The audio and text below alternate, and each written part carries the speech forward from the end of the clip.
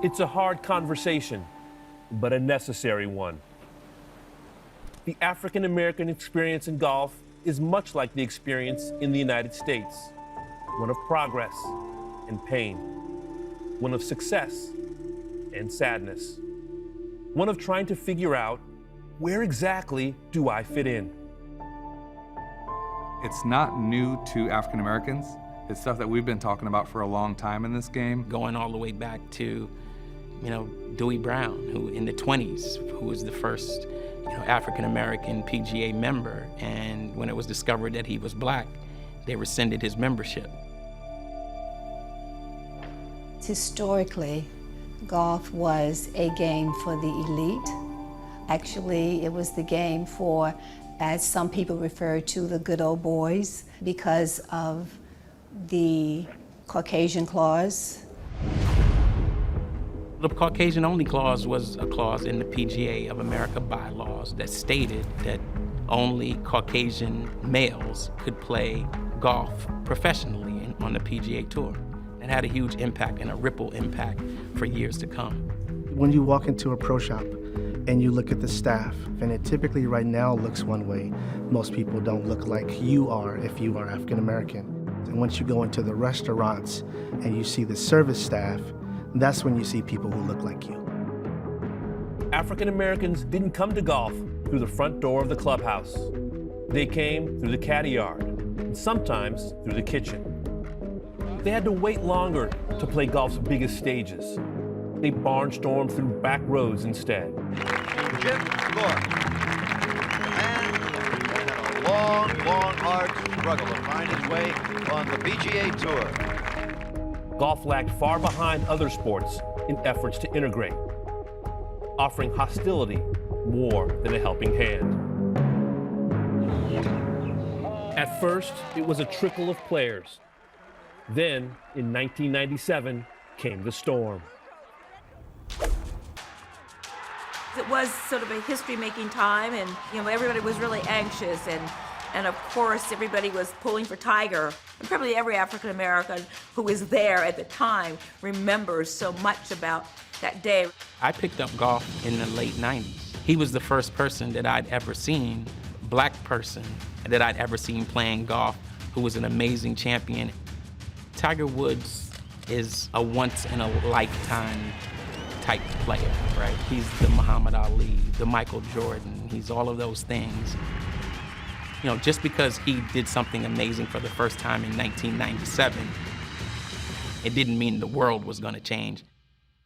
Tiger did have an influence on this game, but I think it influenced everybody. But it didn't quite have the effect on the African American community that it could have. When I joined the tour in 1975, we probably had 10, 12 African American players. And here we are today in a new millennium, I think we only got 1 or 2. Even Tiger's brilliance couldn't obscure that golf still didn't look much like America. The game's default setting remained hidebound and homogeneous, a fact brought into sharp relief during the roiling days of the summer of 2020. What was the launching point that made 2020 so transformative for golf? The killing of George Floyd. It was transformative for the whole country, obviously, when George Floyd was killed. That created a dialogue inside of golf that I cannot remember one event causing to have occurred in all my years in the game.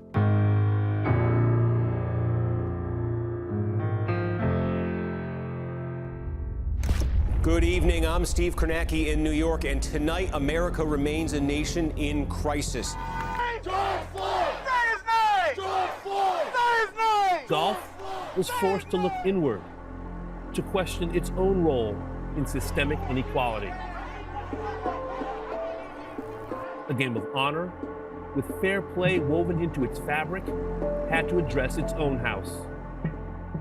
There's so many great African-American golfers out there, but again, it just comes down to funds and to getting out here? I'm unapologetic about who I am. I'm black, I'm a black woman, and I'm a black woman in golf. I don't want to be the only one. I don't want to be the unicorn. I don't want us to be so unique in that room. See a baseball player and a football coach and a NASCAR driver all together with the same messaging. If we can help golf and everything else together to be a part of this as a sports community, maybe we'll find a place where we can really help and make a difference. Have I dealt with racism in my life as a person of color in this country? Yes. It's just important to have a voice and stand up in this time in history. I'm going to fight the good fight, and I think it was time to say something. I'm going to speak up. It's not about empty gestures and tokenism. It's about a change of attitude and a change of heart. It's knowing that the hard work might be emotional and complicated, but ultimately worthwhile.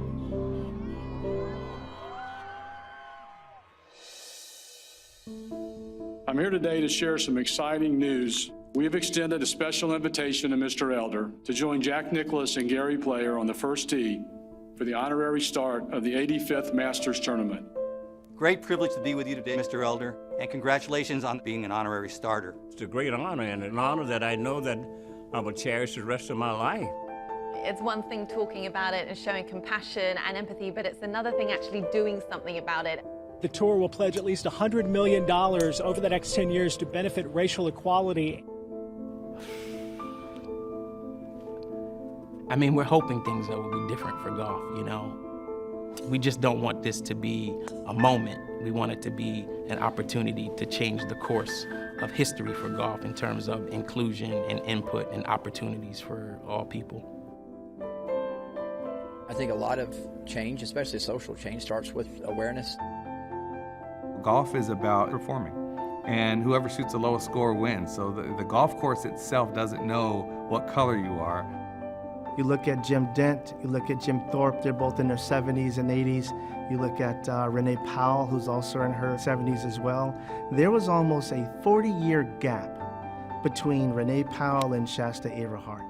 There's almost a 50-year gap between Jim Dent and Kamayu Johnson. We don't want that to happen again. Let's do the right thing today and make this game available for all, both recreationally and as a potential career path. There's some things we need to fix, but in order to fix it, we have to fix each other. Once we fix ourselves, we can fix everything else.